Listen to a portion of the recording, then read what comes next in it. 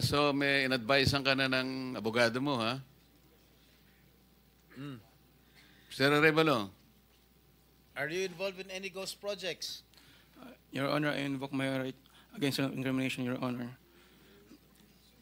Ilang taon ka na? 37 po, Your Honor. 37. Wow, bata ah. Bago ka pumasok sa mga kontrata sa gobyerno, ano trabaho mo dati? May mga, may nasa construction company po ng kamag-anak po. Kamag-anak mo?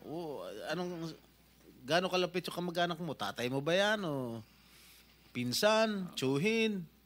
Mga kamag-anak lang po, tita po. Kaya nga, sino ang kamag-anak? Wala namin kamag-anak. Tita po. Ha? Mga tita po. Tita mo? Po. Nasa construction business? Opo. Tinuruan ka? Naglayasan po muna po. Ha? Layasan po. Ano yung mga proyekto mo? Ano mga nakuha mo proyekto rito sa DPWH? At saan?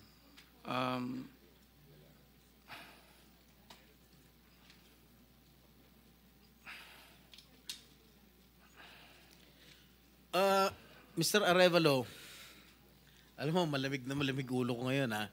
Pero pag ikaw, tumingin ka ng tingin na sa cellphone mo, hindi ko alam kung ano binabasa mo dyan, humarap ka sa amin. Opo. Yes po, Your Honor. Ikaw may-ari nito, di ba? Yes po, O Your di Honor. dapat alam mo.